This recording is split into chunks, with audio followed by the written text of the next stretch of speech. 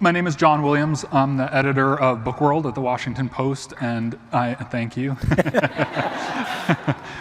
Please read book reviews. And I am excited and honored to be here today with two fantastic authors. Before I introduce this very esteemed two-author panel, enough esteem for 4 or 5 authors, I think, I just want to say that we'd like to thank the National Endowment for the Arts for sponsoring the Understanding Stage. Give it up. We aim to please, so if you feel like you haven't understood or you understand less than you did when you came in, let us know. Try to improve. To my far left, Kevin Wilson is the author of 4 novels. Now is Not the Time to Panic, which this is dated. It is now out in a beautiful paperback edition that you can find in the exhibit hall and at fine bookstores everywhere. That's his latest, which we'll be mostly discussing today. Nothing to See Here, The Family Fang, and Perfect Little World. He's also the author of 2 story collections, Tunneling to the Center of the Earth, and I love this title, Baby, You're Gonna Be Mine. He lives in Sewanee, Tennessee, where he teaches at the University of the South. Ron Charles in the Washington Post said of the new novel, it plumbs both the intensity of an early creative experience and the strange way such experiences get preserved in the amber of our minds. The result is another tender, moving novel by an author who understands how truly bizarre ordinary life is. To my closer left, Victor LaValle is the author of 5 novels, Lone Women, that's his latest, which we'll mostly be discussing today, as well as The Ecstatic, Big Machine, The Devil in Silver, still get nightmares about that in the middle of the day, and The Changeling, which will soon be a series on Apple TV Plus very soon, early September, I believe. Yeah, September 8th. September 8th. Wow. The story collection Slapboxing with Jesus, which came out in 1999 and which I read and admired. It's a long time ago, it's scary. He was raised in Queens and now lives in the Bronx. He teaches at Columbia University. Of his new novel, Lone Women, the New York Times said it's enthralling and that the combination of his agile prose, the velocity of the narrative, and the pleasure of upended expectations makes this book almost impossible to put down, which I can vouch for, having read both of these books very recently so that they're fresh in my mind to talk to these 2 very talented authors about them. You know, sometimes at festivals, the titles that they put on panels are a bit of a stretch, but actually, secrets are very much at the core of both of these books, and in fact, kind of drive the narrative and almost in a way the reason we're reading. Kevin, talk a little bit about the secret that the character at the center of your novel has. Yeah, sure. Can y'all hear me okay? And my book's about a teenage girl, Frankie Budge. Over the summer in 1996, her and this boy make a poster, and there's this phrase that she makes up: the edge is a shanty town filled with gold seekers. We are fugitives, and the law is skinny with hunger for us. And they post it all over this tiny town, Coalfield, Tennessee, and it causes a huge panic, and then it becomes a national and global panic, and nobody knows who does it until someone finds out.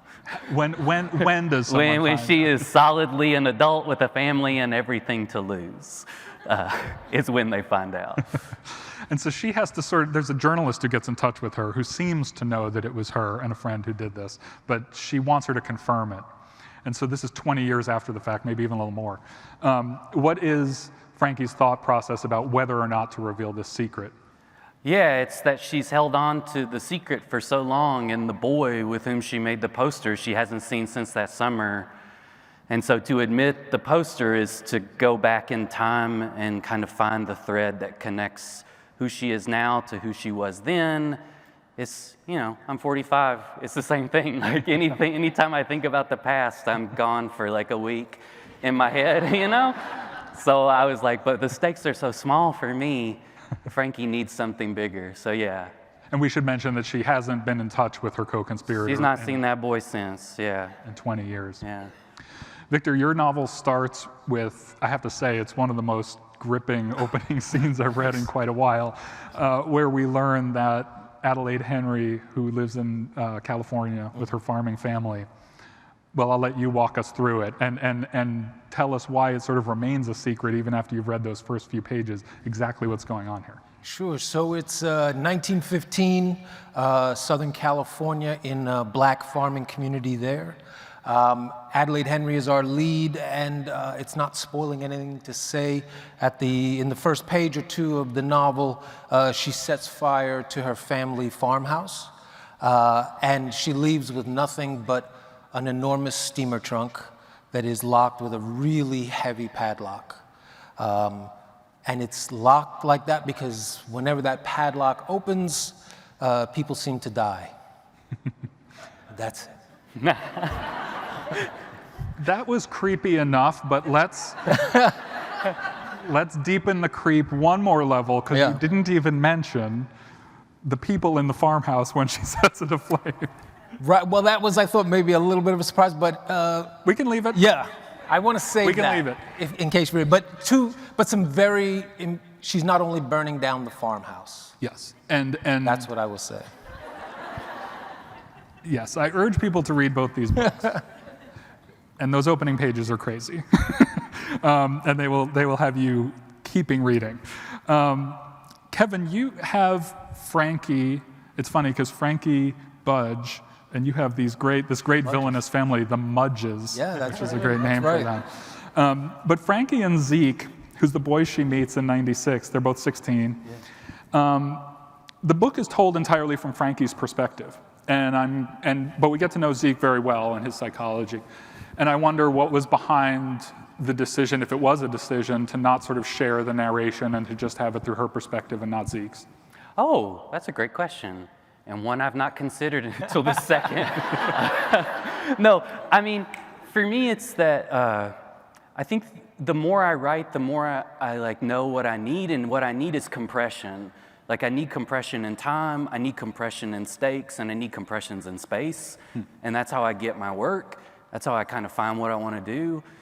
And so I just kind of train my brain. I'm like, if you have two people talking, it lessens the compression of the narrative. You get extra, you get a little space to walk around. And I just work better. Like, the only way you can really get combustion is compression, right? So, like, for me, I wanted it just her, and because I wanted it completely through her kind of slightly strange perspective of the event. Yeah. And I work best when I have very little to work with. No, it certainly works. Oh, thanks. And the relationship, or the fact that we see it mostly through her perspective, I imagine that you have a very close relationship with her. And I don't mean to presume too much. I just met you this afternoon. But I was a teenager in 1996. I imagine you might have been. Yeah. And she's in a small town in Tennessee, and I know that you were. She's very creative. You seem pretty creative. I mean, how much were you excavating some of your own feelings of being a young creative person? She's very into this idea of this poster and plastering it up everywhere, more than Zeke, I think.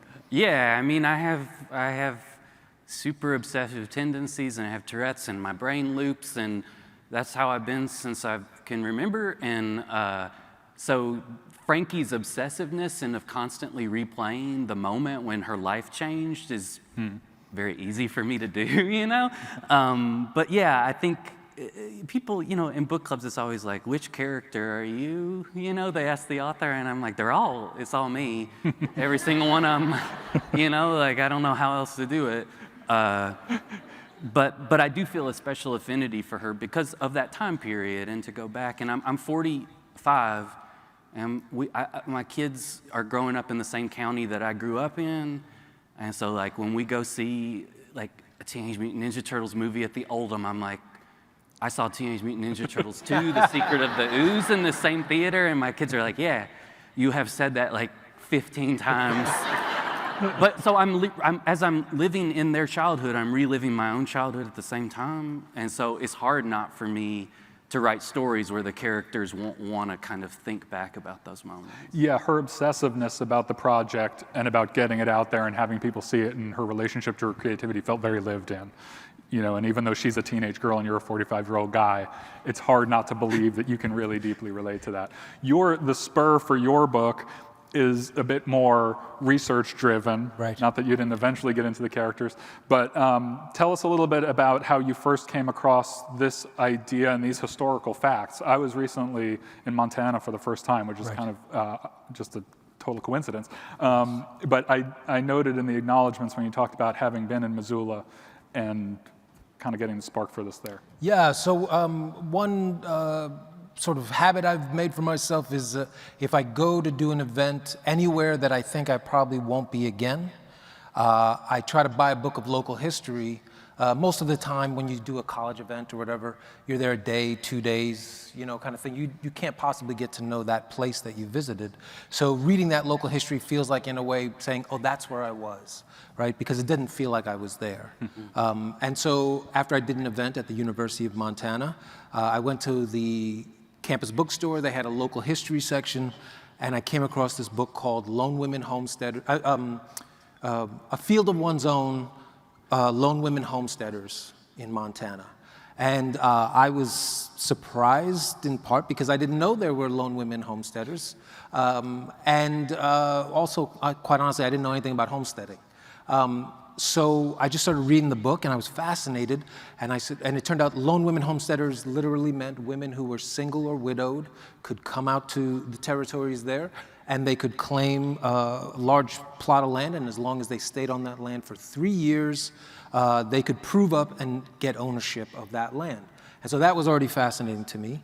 But then what was more fascinating was when I discovered that this was not a right held only for white women, which was what I had assumed it would have been. Black women could also, Latinas could, but then Chinese women could not, because that was the group who was most legally excluded then. And then the indigenous population couldn't at that point, but could later. And it was all so complex and fascinating and something I had never heard about. But then I figured, like, I'm this kid from New York City, maybe everybody else knows about it and I'm just stupid, you know? So I wrote to the friends I'd met at the university, people who were born and raised in Montana, and I said, do you know about the lone women? None of them knew. And that's when I said, well, if you don't even know, then maybe I could tell a story about these people in this place. You've mentioned how this is your first book to go abroad from New York City. Yes. And I wonder if you were looking for that to happen already when you came across this, or did this just grab your imagination so much that you thought, I need to follow this and write about this? Well, it just began with historical fascination, right? Like, these women are just, I just was kind of just blown away by the boldness of these women. And it took me some time to realize it, but I was also maybe on some level thinking of my mom, who was a single mother, of me and my sister, coming to New York City, raising us alone, and kind of putting together a degree of just love and pride and just not being able to believe that they had the sort of boldness to do this thing. So I was just reading it for that. But my last book had been very much about New York City, and I was pretty sick in New York City, much like the rest of the country. I was pretty sick in New York City, and so I said, let me just please write about something else, anything else. And I couldn't have gone farther and stayed in the continental United States.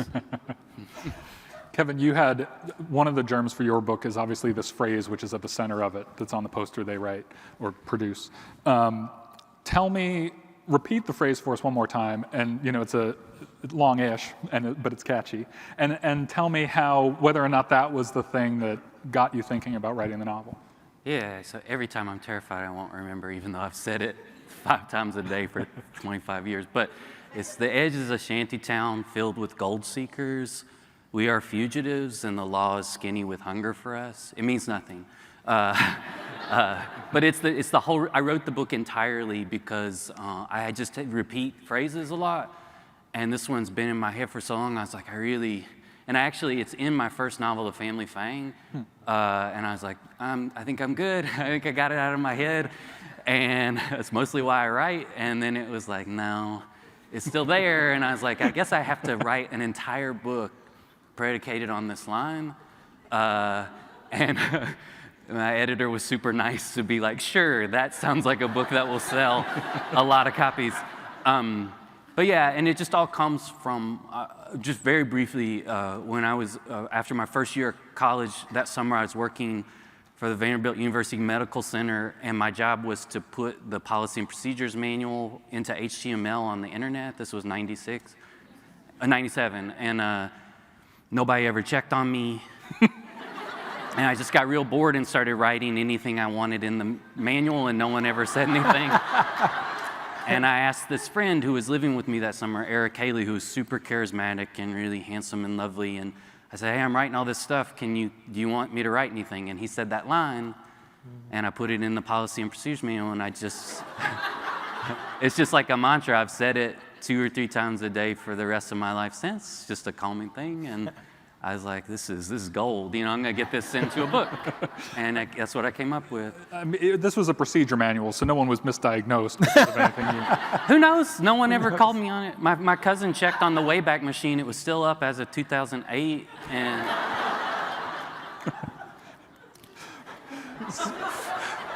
So you said it means nothing. It comes to sort of, I mean, you know, as soon as you hear it in the book, you start putting your own, it does sort of come to mean something when you read it enough. But how quickly did you find the armature around it? You know, it's just this phrase that was in your head that was kind of nonsensical. So what allowed you to say, this isn't just a phrase, there's these characters, and when did that I feel like most of the things that I write about in some ways are like contending with like, what does it mean to make stuff? What does it mean to make art? Like in Family Fang, the parents are performance artists. I'm just super interested in that idea, like what compels us to make. And this was one, I thought about the Toynbee tiles, those like weird tiles like in Philadelphia, you'd see them pasted mosaic little with these strange phrases and that they don't know who did it. And I was like, oh, this phrase is perfect. People would put it up and not claim ownership and it would cause weirdness, which is, I mean, what I want to do too, you know, is to make these weird things and then kind of run away from them, which is why I'm a writer. And so I knew it would be art, right? That the phrase would lend itself to any person filling that empty phrase with meaning, with whatever was inside of them. And in the book, there's a hint. You talk about the fact that it kind of causes chaos over time, this phrase in the poster. And there's a hint at even more of it. There's a hint of like a global panic and more. But how much did you imagine all of that and then cut it back? Or did you want to leave some of it even in your own mind kind of vague, like what actually this triggered a domino effect? I think it's just really hard to make it believable that it actually is that big of a deal, you know? So I just was like, there's a poster at Urban Outfitters, you know? And just try to give a sense of how it could get big. But in Victor's book, which I just love so much, and both of our books are about secrets, but the original copy said like, in Kevin's book, there's a grisly secret. And I was like, I think that's more Victor's book. Like, it's small stakes. Even then, it's the character living with the phrase, right? Yeah. A grisly secret. Yeah, well, it's definitely a grisly secret. grisly, There are several grisly secrets, Yeah. really. Not ZZ Grizzly, because it is in Montana. So when these women were surviving against long odds. I mean, you Yes. talk about the fact that it was open to these women, which was incredible. Yes. But it's not like that meant it was by any stretch of the imagination easy. No. And so what does Adelaide have going against her when she arrives there, and how does she deal with some of the first, whether it's the weather or the other people, some of the first barriers she comes across? Well, the first barrier she comes across is literally just finding her cabin. And then when she gets there, she thought she bought a cabin that had a working well, but the well gives off alkaline water, so she can't drink it. She discovers all these ways that she was promised more from the agent she bought the land from. That's a great scene. Describe how she picks her spot. And so he has a map up of Montana, the Dakotas, Wyoming, and he has nails in each plot, and she picks the one that's farthest north to the Canadian border, the farthest from everyone, because on some level she is running away from California, maybe to escape, but possibly also just to die, right? And her idea is like, I want to get as far away from everyone and everything, and all that I left behind, just me in the trunk, and then when we get up there, we're going to decide whether we should keep going. Yeah. And so she pulls the nail out with a hammer. He drops it in her hand, and it looks like a fish hook. And then she's off. And then she gets there. She discovers most of what he promised wasn't there. She has to figure out how to begin with, just clean water. You know, so she has to go to a coulee and she has to get snow and let it melt. And there are all these steps that was really me just pilfering what these incredible lone women were doing and just saying, like, every single day you have to get soft coal until you can get real wood in order to get some heat inside your cabin, but the soft coal lets off smoke. And so your cabin is filled with this disgusting smoke that's very hard to breathe, but if you don't burn it, you're gonna freeze. So good luck, you know. But when you talk about her, you know, having this secret in the steamer trunk, well, I'm going to phrase it a different way. I'm going to come back to that. In a minute. The guy on the map, when she pulls the nail, kind of says, like, maybe pick another nail. Yes. You know, he's trying to. He's trying to be nice. He's trying to be nice. I think, you know. Yeah. But I think he doesn't understand as well. Like one of the undercurrents of the story is all the different people who try to tell this woman not to do what she wants, but what they think she wants. Right. You know, and that again and again you have all these people, well-meaning and sometimes spiteful, who keep trying to say to her, like, you don't know what you want, so I'm going to tell you what you should do. And then to Adelaide's credit, she just always says, drop dead. And she does the thing she wants to do. People are also constantly underestimating her strength, what she's been through, what she's capable, you know, what Yes. she's already sort of gotten through in her life. Yes. How good is there a lot of first-person reports of what this life was like in those history books? It's not just a 30,000-foot, you know, history of what this life was like. Well, what was beautiful about the time period is that people were very alone, and so they kept a lot of personal journals, and they wrote letters to each other about what their days were like. And so there's a book called The Diary of a Woman Homesteader that was a really wonderful resource. But then the thing that was also, of course, interesting about this is that even those things you had to read knowing that original book that I bought, the point that the Dr. Sarah Carter is the professor who put together all the material, what she would say again and again is, even in these journals, these women could not be completely honest. Right? Like there's never, even in those journals, they were never going to write down, I secretly love so-and-so, or anything like that, because there was, it was that getting to that place of realizing there were some secrets that were so profound that they could not be shared even with oneself, right? And that seemed like, to me, like a deep well to be in, and for Adelaide, who has all these deep secrets, that idea of like that's how deeply she has to hold on to these private pains, and also this private shame, and that the work of the book is sort of excavating that, and to sort of wrestle with the thing that can be very difficult if you grow up in a family that does not believe in sharing secrets with the outside world. Is you think, or living in that kind of family can make you think, oh, I'll die if people find out. But in fact, with time, I think I've come to realize, actually, people not finding out is what's killing you, you know? But that if you're in that kind of family, you're trained so well that you'd never believe that sharing those secrets or speaking those truths would actually be the way that you survive. You mentioned shame, and then you started to slip between family and the book, and it sounded like you were talking very personally, Yes, obviously, definitely. and you know, we don't have to dig too specifically, but there is this line in the book that's repeated a couple of times and then complicated, where it says that you either live with shame or you die from shame. And then at some point she starts to wonder, maybe there's a third option, which is you overcome the shame. Yeah. And is that kind of the emotional, was that part of the emotional core of the book and what you wanted to get at for yourself in addition to this historical story? It almost sounds like you were working it out a little bit for yourself too.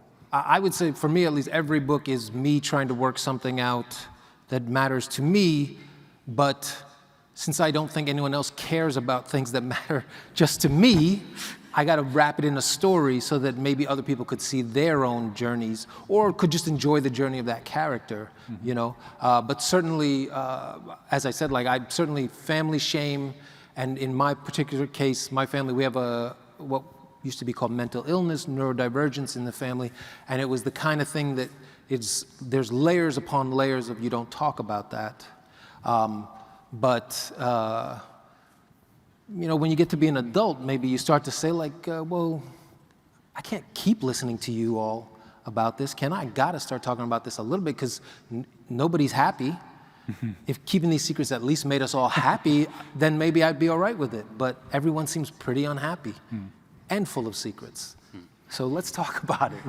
Right. You know. And then once talking seems to help a little, it's like, oh, maybe this is the path. Maybe this is the path, yeah. Kevin, you don't have, in a way, your era is starting to feel more historical, which is a little scary, 1996, which is when your book was set. You obviously didn't have to do a lot of deep research because you lived through it, but how intentional was that time period? It does seem, you've noted elsewhere, that it is pre-internet, or at least pre-widespread everyday internet. And how much did that influence the way the story was told and also the way these characters get to live their lives? Yeah, I mean, I said it really before the internet became the thing that allowed us to connect in ways that were just previously unimaginable.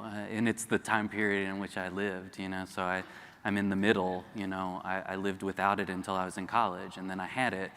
I'm just really interested in that time for kind of two reasons. One is just I grew up rural, and without the internet, that rurality is just so omnipresent that there's just, you feel the lack constantly of what you know is out there in cities like New York or even Atlanta, but you can't touch it, and so you're trying to make a facsimile of it, you know, and you just know it will always be worse. But I also wanted to write it because I wanted to kind of show that, like, virality existed before the internet, you know, things spread. It's just that you couldn't pick, it's one of these three places where it's gonna spread right now, maybe, you know, like YouTube, Twitter, like this is where it might start and grow. It came to you in the weirdest of ways, and sometimes decades would pass before it came to you, and that was a kind of mystical, wondrous thing, to live in a rural space and all of a sudden something hit you that maybe wasn't ever intended for you or not even your generation, but you found it. Can you think of anything spread. specific? And then everybody in your town, all the high school kids, loved that weird specific thing. Is there any specific thing you can think of that was like that? I mean, for you? it's like, yes. So, I mean, I don't want to get too deep, but there, at the Action Video in Winchester, Tennessee, there was a movie that I found called The Big Crime Wave. It was a Canadian movie by John Pye. It was super weird, and it's about a toll booth operator who is trying to write the greatest crime movie of all time, and he can do the beginnings and endings well, and they show the beginning and end of each of the movies, cool. But he can't do middles, and he hires a script doctor, and a light post hits him in the head and makes him figure out middles. It was a deeply insane movie, and I watched it, and all of my friends, we all watched it. We were like, this is the greatest movie ever made. And then we couldn't find it. It wasn't on DVD, but it was like, in our little town, we were super interested in, like, and it was great for a writer. Like, we love this movie about beginnings and endings, and then what's the thread that connects those two? Like, how hard do you have to work to make that happen? And I just thought about it forever, and it's all because some weirdo at the Action Video accidentally bought that movie, and I was probably the first person ever to rent it, yeah. But you make it a big deal among your friends, and then who needs New York and Atlanta, right? I mean, you've got your own, but that's kind of... We needed New York and Atlanta pretty bad. Oh, we wanted it, but sure, yeah, I mean, yeah. But that's part of Frankie's, I think, obsession with this, is that even, you know, Zeke goes along with this up to a point, but at some point he's like, maybe we don't need to plaster it 100 times everywhere we go, and he gets a little more nervous about it. But for her, I think there is a sense that she's not controlling what people think, but she's controlling what they see, and she's creating this sort of mini culture, and she is a creative person. And there's almost an artist's high of like growing your audience. Is that how she sees it? I mean, is that part of the obsession for her? I mean, I think you as an artist, like, you make something and nobody can take away the time you spent making it. Like, that's the pleasure of it. And you can't control what happens when it touches the open air. You just can't, right? And so for her, I think the pleasure is, regardless of how people have taken it or how they've twisted it, if she remembers the making of it, it holds her, it stabilizes her. And that's how I feel about art too, is you can't control anything but the feeling you had when you made it. How did it feel writing this book, the feeling of making it? And does that, I want to ask both of you because you've both written several books now, and having known, I've had a lot of novelists say to me when they've written the second book, they talk about the difference between writing the first and the second. But when you write several, is there still, does everyone feel different? Is there kind of arc to the craft of it? Do you feel like you're learning, starting out new each time? Are you bringing tricks to bear that you learned in the previous ones? How does it feel to write your fifth or sixth novel? I'd love to hear Victor. Yeah. I mean, I love everyone, and I'd be interested to hear how this. Well, there's this story that I often tell to my writing students, and it's some interview I saw with Keith Richards, where he's being interviewed, and they ask him, do you still enjoy playing Satisfaction? Right? And he said, no, of course not. And he said, but what I enjoy is I know if the crowd is a little low energy, I'll go right up next to Mick and I'll raise my arm and I'll play the first chord and they'll come to life. Or if everybody's already deep into it, I'll go back by the drums by Charlie and I'll just start playing it so low they won't even realize they're getting one of the songs they came for that night. And so he said, I don't enjoy playing the song anymore, but I enjoy seeing the song played in the audience. And for me, I felt like that has been the process of moving in from one book to the next, to the fifth now, to whatever, is it becomes less and less about like, oh, my first book is supremely autobiographical, and as a result, I'm very proud of it, but I think it's a little impenetrable to a lot of people unless they specifically grew up really almost exactly like me, right? Because a lot of the things, a lot of the ways I was talking about life in the world were coded so deeply, and I didn't understand how to give it to the audience. I was just busy trying to get it out of me, you know? Whereas by now, it is true, like when I thought about the opening and I said, and then there's this trunk, and then I said, well, how long could I not open that trunk?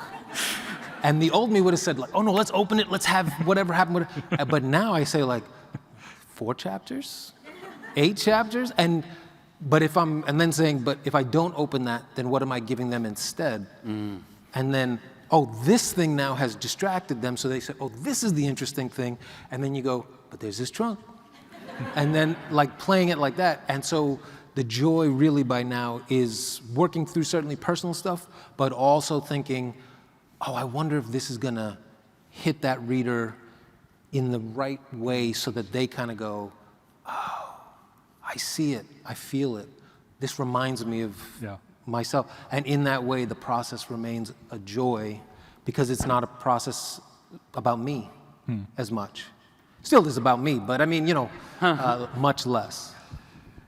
That sounds like a very sort of nicely confident place to be in. You know what I mean? Like where you feel more in control and you're worried about effects rather than just worrying about whether or not you're getting the thing out.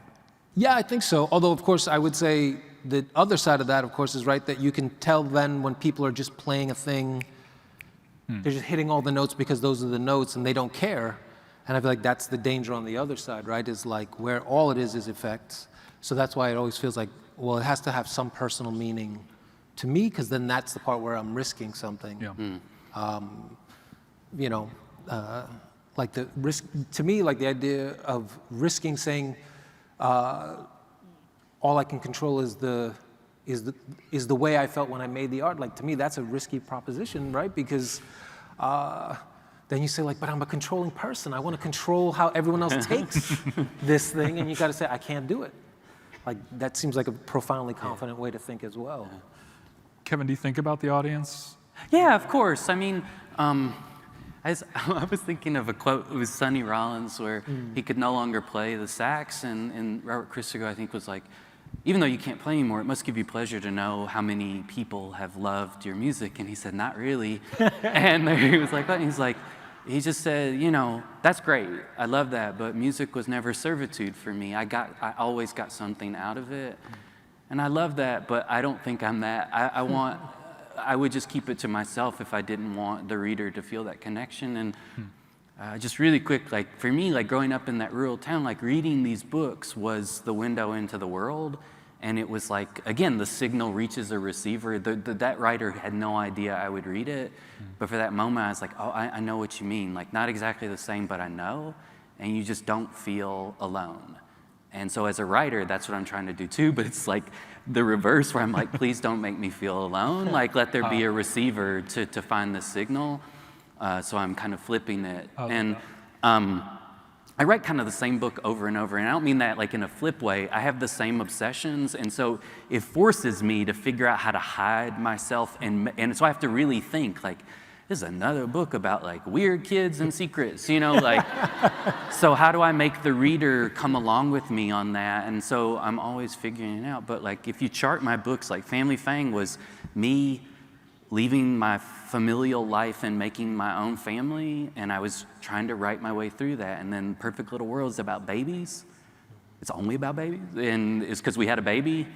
And then Nothing to See Here was how do you take care of kids when they're not babies? And then this book was what happens when you're 45 and your kids are older and you look back at your past. I'm just writing like my life, but like I'm hiding it. And I think the joy of writing for me is like, because life is hard, and oh, that's not me, so thank God. I almost spontaneously combusted. I'm so sad. But because life is, like, I just struggle in my head, and I'm always like kind of having a hard time, and art does the thing for me.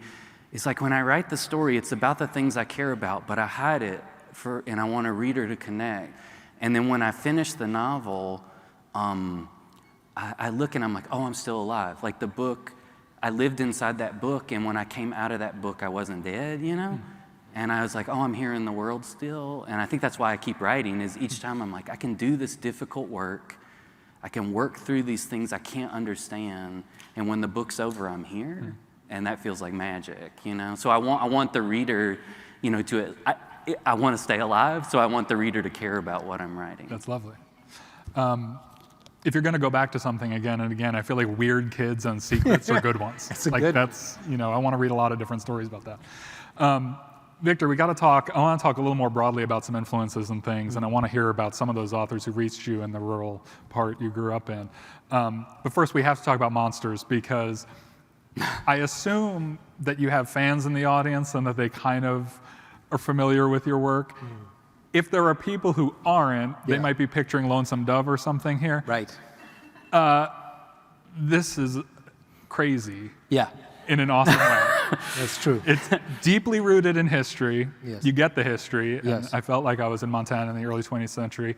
You also get, without any spoilers, just some really supernatural, cool stuff happening. Yes. And what I want to know about is, at one point in the book, you write that there are two kinds of people, the righteous and the damned. And I started to think more even than in your previous books as I was reading this, that of course the monsters there's some kind of monster theory at work. Yeah. And that monsters allow you to get at something that maybe in our day and age, you almost can't get to anymore. Right. About very big themes. Yeah.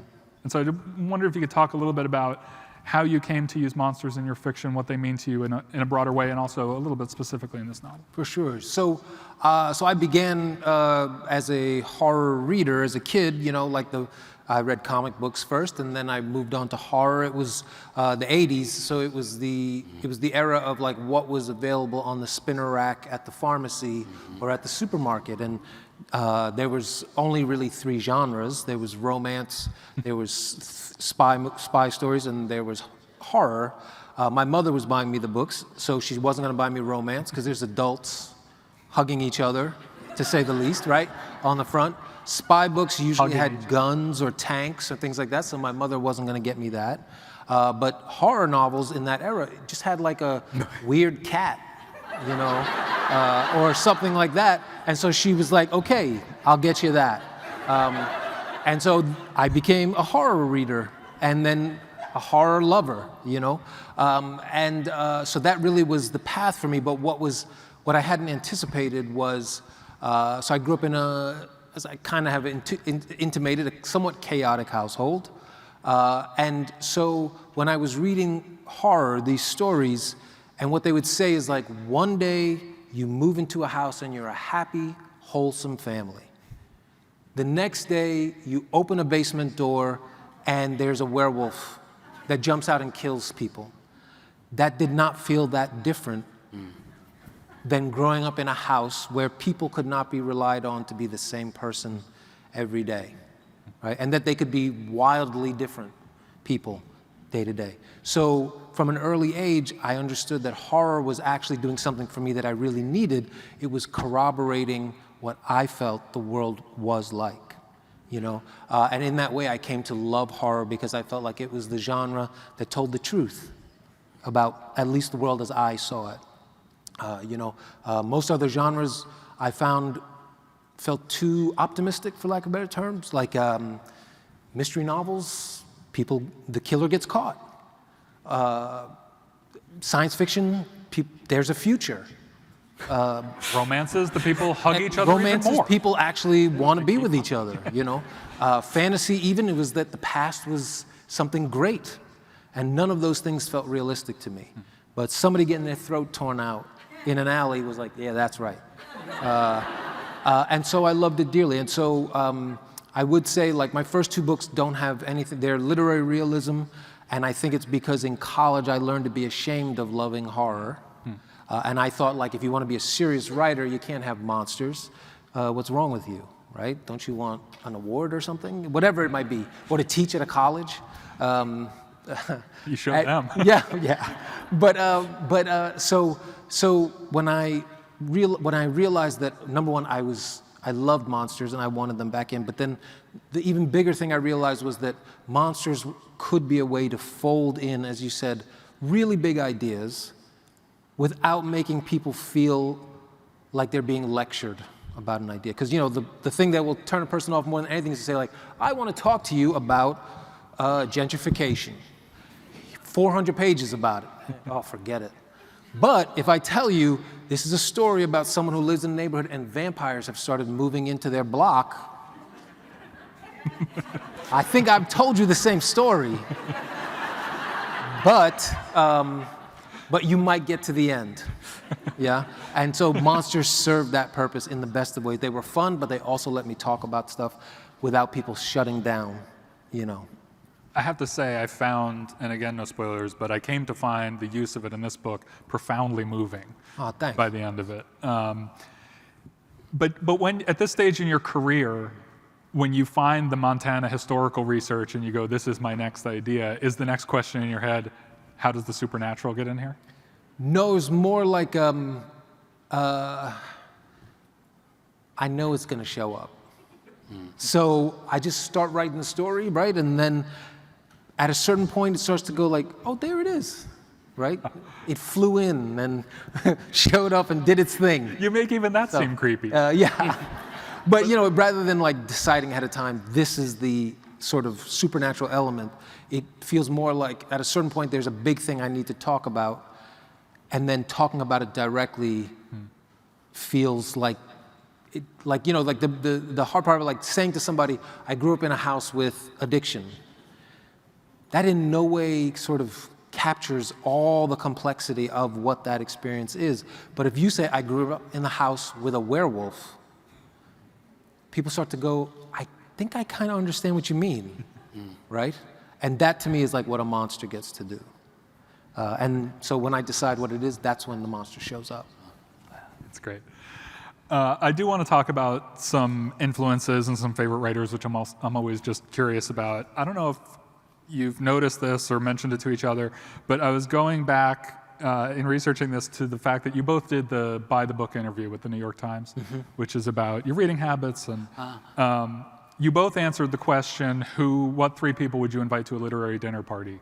And two of the three were the same. Really? For you guys, which is actually pretty remarkable when you consider all the writers. Absolutely. Pretty dope, yeah. Well, Shirley Jackson and Octavia Butler. oh, nice. Now, you invited Carson McCullers, Kevin did, Yeah. in addition to that.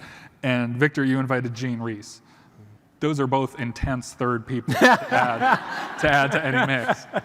But maybe very briefly, Shirley Jackson and Octavia Butler, you want to share some love for them and what they've meant to your work and or just your reading life? I mean, yeah. So I'll just real quick, like Shirley Jackson was just huge for me. I don't read horror very. I mean, I can't take like I like just to open the V.C. Andrews Flower in the Attic paperback. Like my mom had to give me 12 Archie Double digests for that I could read to like not lose my mind. Horror just scared me because I had stuff in my head already, and I was like, I can't put anything else in there, you know? Like horror was too much. But when I read Shirley Jackson, it was like one of the first soothing things where I was like, there's a haunted house, you know, and then you read and you're like, oh, like none of these structures are haunted. It's like our bodies, like we house the thing that's haunted inside of us. I just thought she did that so well. Like to my mind, she just writes really beautifully about like what we call mental illness. It was like one of the first writers where I was like, oh, I get this. This makes perfect sense to me. And also like as a parent who like, I really love being with my children, and those essays that she wrote that are so weirdly tonally like funny and strange and maybe not true, but I love the idea that you could move between these identities as a writer and still be like one person. And so she meant the world. And Octavia Butler was just like, I just felt like anything she did to me, like it felt like wildly like difficult to do, and yet instinctually every time I read her work, I was like, this is perfect, you know. And I was just mesmerized by a writer that willed themselves to like make these incredible things. Did you read them both for the first time when you were pretty young? I only read Archie Double Digest until I was in college, really and truly. And so no, they came to me like end of high school, start of college, when I decided this is what I would like to try to do, yeah.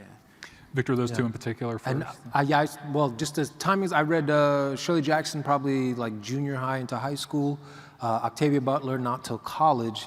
But in both cases, I would say like one of the things that stays with me about both of them is that they were just very fearless thinkers, for lack of a better term. Like they're like if you boiled down like what they were willing to think about, for lack of a better term, they were willing to think about things that might be considered like bad dinner conversation, right? Like in the sense like they might trouble you. Yeah, like what if you could travel back in time to, a black woman could travel back in time to the era of slavery in the United States, and then it became more complicated than what you think. It's not the Eddie Murphy episode where I would just kill all the slave masters. It's something much more complicated than that, and it's troubling as a result. But those complications are so fascinating, and in Shirley Jackson's case, I love how much she hates people. And she openly hates people and mocks them in every way. And the only people who are good are weirdos. And I was like, yeah, I like that, you know? So I just love that both of them were unapologetically willing to think about those things and turn them into like powerful stories as well. That's great. If people, I think this is probably how it works. If people want to step up to the mics for questions, we'll probably turn to those in a minute or two. If anybody has anything, there are 2 mics up here in the front of each aisle. We'll get to as many people as we can. So I'll just ask one last question before we get to the crowd, which is, and I know you can punch me in the face. Sometimes writers don't want to talk about this and you can plead the fifth, but is there a next idea germinating? You both seem like guys who are fairly prolific, come up with things, and people look forward to every 2-3 years having a new book from you. So I like that. Whether it's specific or not, do you feel like you're on your way? Yeah, I'm writing a book that I got to finish very quickly, and it's the same. It's more of the same. It's weird people, found families, but if now's not the time to panic is just Carson McCullers' Member of the Wedding, which it kind of is. This is Charles Portis's True Grit. It's like the first time I've ever been like, we should leave Coalfield like for a brief period of time. So I'm trying to see what happens if I make my characters actually leave a house, which is terrifying. So I feel like that's maybe good for me to like make them leave. So yeah.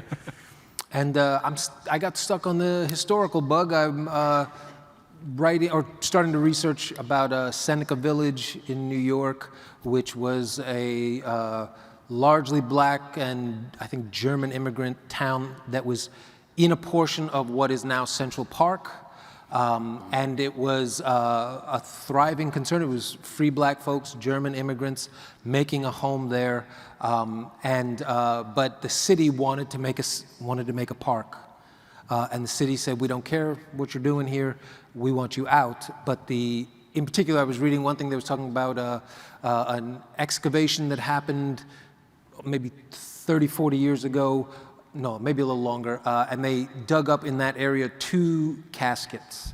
And one casket had a name on it. It was a white woman who had lived there. And then the other casket was unnamed, but it was they believe it was a black teenage girl who had been buried unnamed.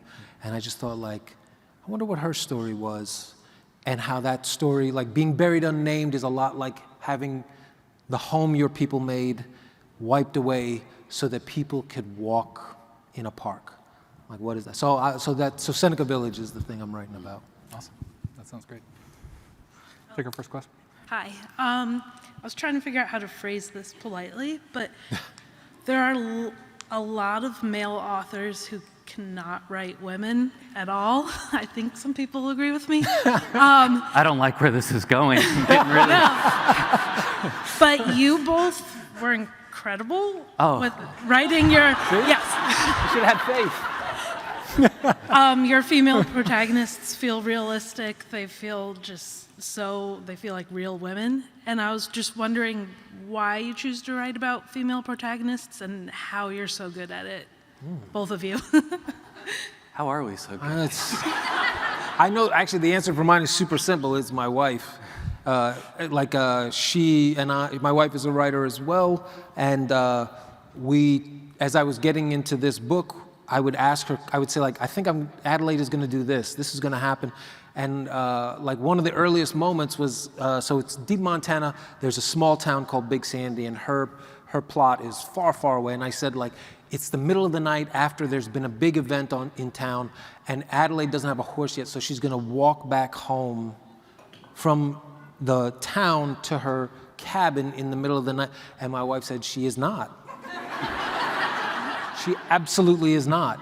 And I was like, what do you mean? And she said, all right, we're going to have to talk about every choice you have this woman making, because that choice was so far off from what it should have been. And that really did become our practice, was me saying, here's what I'm thinking, this, and this. And sometimes she would say, that sounds, yes, just go ahead. And then other times we would talk through, and it was helpful to me, because in part what we were actually discussing was the experience of living in a different body, the experience of living with different levels of assuming one's safety or not.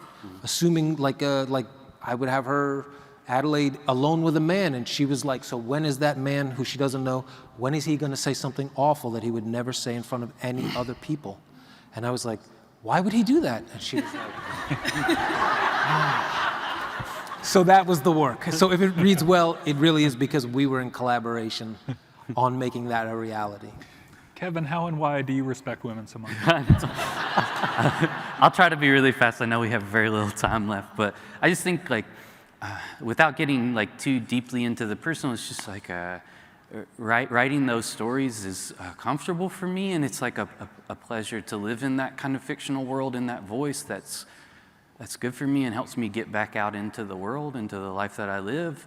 But the other thing is just like, maybe I write women well, but not every woman, you know, like, so some reviews are like, can't believe this is a man, it's so great, and others are like, you can tell a dude wrote this. And like, those are both valid to me. Like, I can't control that response. All I'm trying to do is, I know I'm not gonna get it all right, because there's just a vast like multiplicity of what it means to be anything. So I'm just trying to say, like, I am trying my best, I'm gonna get it as close as I can, and if I slip up, have I done enough right that you'll give me the benefit of the doubt and you'll keep going with me? And really, like, that's all I can do, and that's what I'm mostly working, is like, I'll mess up, but like, you'll ignore it maybe, you know, if it means we get to keep doing this and it will work out, you know? So that's my hope, is asking, if I do the work, when I mess up, they'll go with me. Thank you. Thank you. Thanks. So the books that you guys talked about today are the first of your titles that I've ever read, so it's been really fun to hear your side of the story. I'm a bookseller. I would love to use your books for book club because I love them both so much. How would you pitch this book to me, to hand sell it to me?